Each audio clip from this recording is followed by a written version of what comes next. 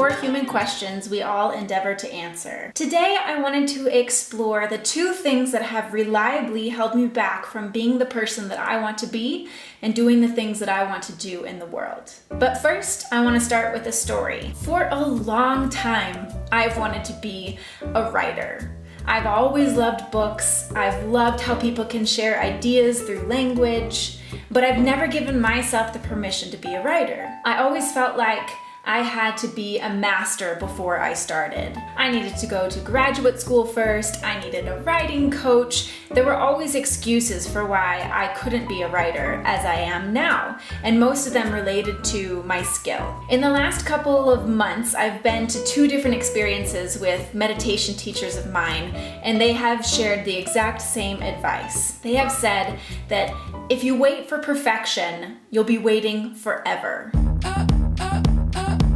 The 2 things that I've always waited for are perfection and permission.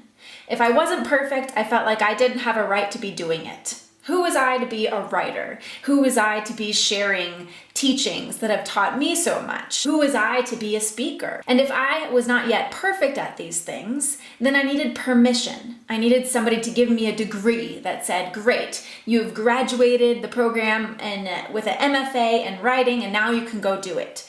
Great, you've graduated your meditation teacher training program and now you can go do it. Things changed for me when I heard these teachers, whom I respect greatly, basically say, you're never going to be perfect. And if you don't start now, who's going to do it? Those really hit me. If I wasn't going to be the one to put the creations I wanted to see out in the world, who was going to do it?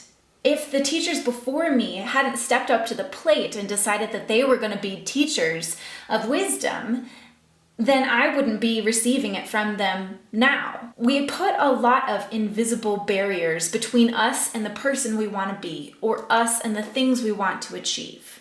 It's easy to sit back and think of all the reasons why you can't do something. It's harder to decide that you're actually going to do it.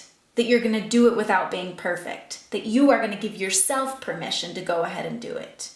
I do think it can be important to learn, to train, to work with mentors who finally let you know that you are ready. I have my own mentors. I have a teacher I speak with every month, and we have a little checks and balances system, and he lets me know when I'm ready to take the next step.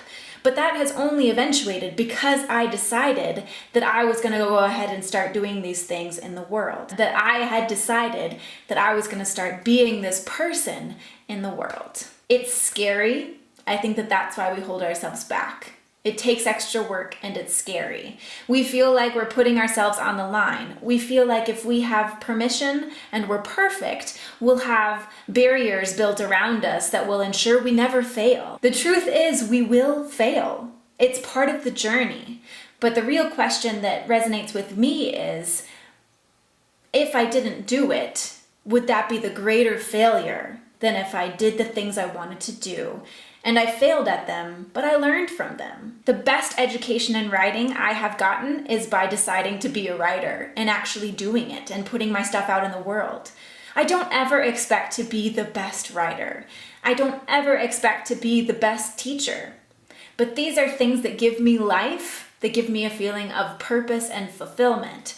And if I wasn't the one doing it, if I wasn't the one putting the creations out there I wanted to see, if I wasn't the one putting the messages out there that have meant so much to me, then who else would?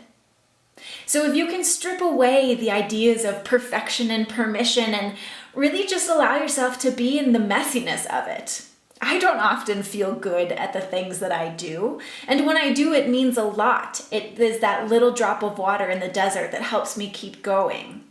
So we need to set our own metric of success, our own idea of what it feels like and looks like to live a successful life.